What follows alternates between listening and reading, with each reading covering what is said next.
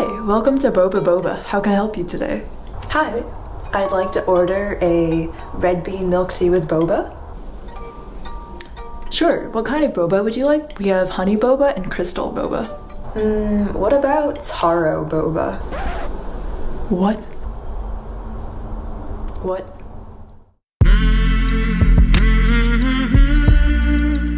So, this is that video. Recently, I've been feeling a little bit stressed, a little bit on edge, and usually when these feelings start to rise up, I just smash it down by eating good food and distracting myself, because I love food. But nowadays, everything is closed, and I had to take matters into my own hands. So for this video, I created a monster of a dessert bowl. This bowl has sugar, it has boba, it has more types of starch than you can possibly imagine. So what else do you need in a good comfort food? Let's just get into it. So what's in this bowl of heaven? To start, we have a base of red bean soup. Then we have purple sweet potato glutinous rice balls with taro filling, which already sounds like an illegal amount of carbs. And if that wasn't enough for you, we're also making taro and sweet potato balls, finishing with taro chunks as well as homemade boba. Let's start with the base. The key to making red bean soup is to soak the red azuki beans overnight and also to boil it twice. The first time, just boil it for about 20 minutes, and then in between, make sure you let it rest in the hot water for about 30 minutes, and then turn the heat back up and just boil the crap out of it until it becomes soft. Now it's time for the chewy, sugary toppings. First, we're going to make the glutinous rice balls, and I recommend making the taro paste filling first so the dough doesn't dry out. For this, we'll want to wash and peel the taro. Apparently there's something under the taro skin that can irritate your hands and cause them to itch, but I didn't have gloves at home and I decided that taro balls were worth a little bit of itching. I saved some big chunks of taro to use as a topping and then cut the rest into small cubes to steam. Here I literally struggled with the steamer for 5 minutes or so. It reminded me a lot of those metal puzzles where you have to separate the pieces, but then the real puzzle is trying to put it back together again. Anyway, I eventually figured out how to open it and steamed my taro until it was completely soft. When it was ready, I added some sugar and a pinch of salt and I mashed everything together.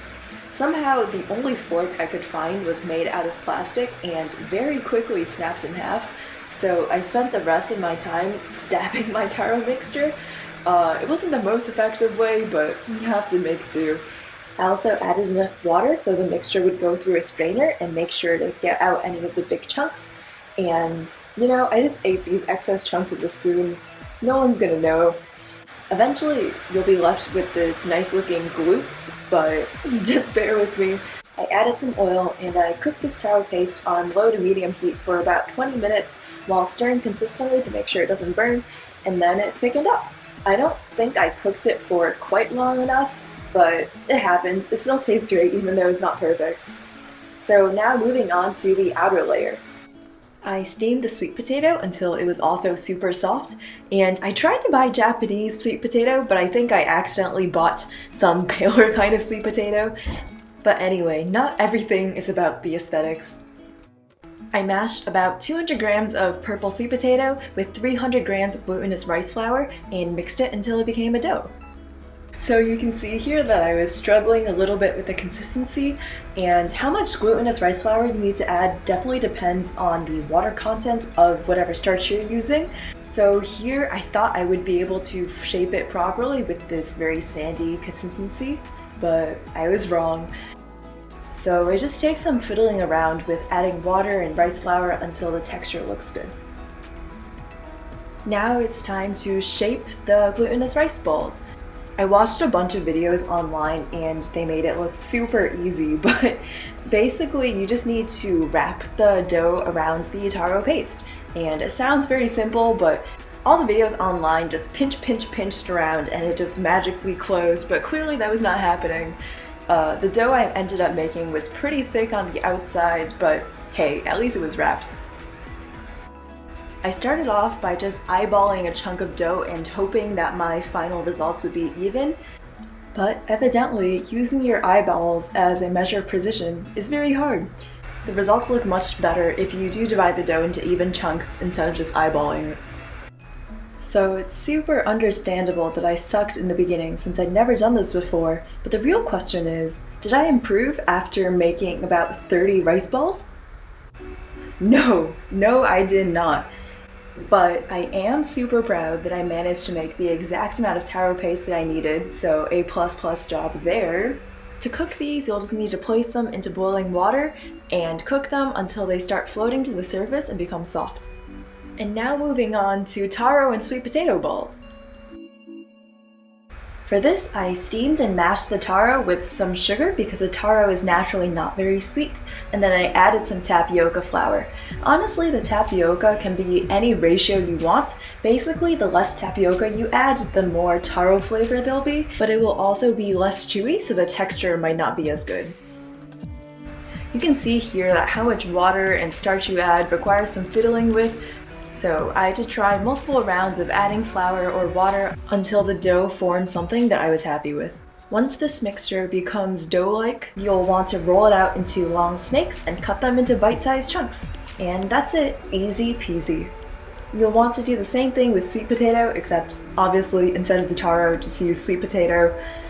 You can see here that when I added the same ratio of tapioca as I did in the other one, it basically turned it into goo. This is because the water content is different depending on the type of starch you're using. So, just like all things in life, remain flexible. Again, just roll them into strips and cut. And this is what the final product looks like. Aren't they super pretty?